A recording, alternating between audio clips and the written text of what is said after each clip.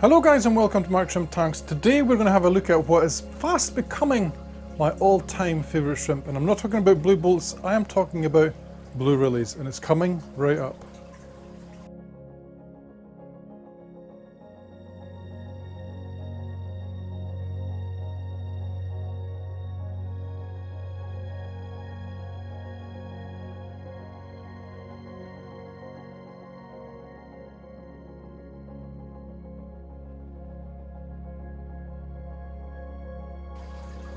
Okay, so these shrimp are fast becoming my absolute favourite shrimp just because of the way they look. They look absolutely gorgeous. You'll see that in the market footage coming up.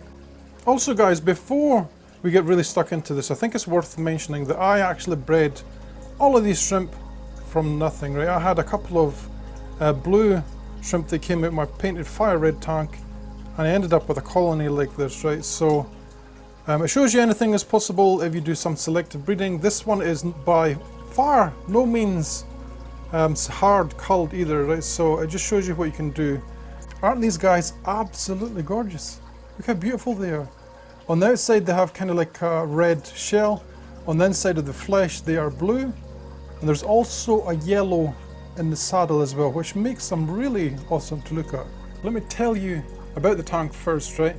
This is a hard water tank. This is your typical Neocaridina setup tank, and I make the water in this to 200 parts per million with reverse osmosis water and solid B shrimp GH+, or a buffer I'm making myself as well. The filtration is a part minute filter, single sponge up here on a super slow flow. Over here is one of the filters that we made before, and guys, hasn't this just worked absolutely wonderful? It has like a green algae on the top. The white floss part in the middle is all but turned brown, which I like. It looks really mature. Now this filter is 3 months old and it's still working really well, right? Because when I feed it up here, you can see particles being sucked into the filter, which is so cool. We also have one Indian almond leaf, caterpillar leaf in the back. In the actual tank, as in decor, we just have a sand substrate, which is quite normal for Neocaridina.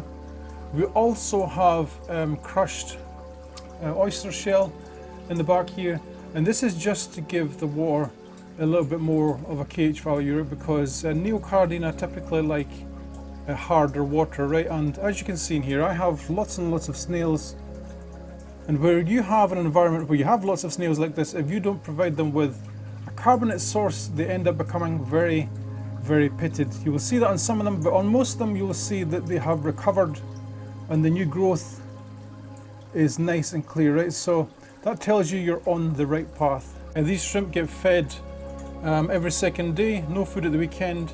In here there's probably just 100 plus shrimp, but it is, considering I only started with about 4 shrimp about 5 or 6 months ago, I think we're doing very well. And it's getting better and better and better, and I can actually see lots and lots of baby shrimp, and you will see them in the macro footage too. And the water temperature in here is 24 degrees Celsius. My room is heated to 22 degrees Celsius, but that is like 22 degrees Celsius on the floor. The higher the tank, the higher the temperature will be.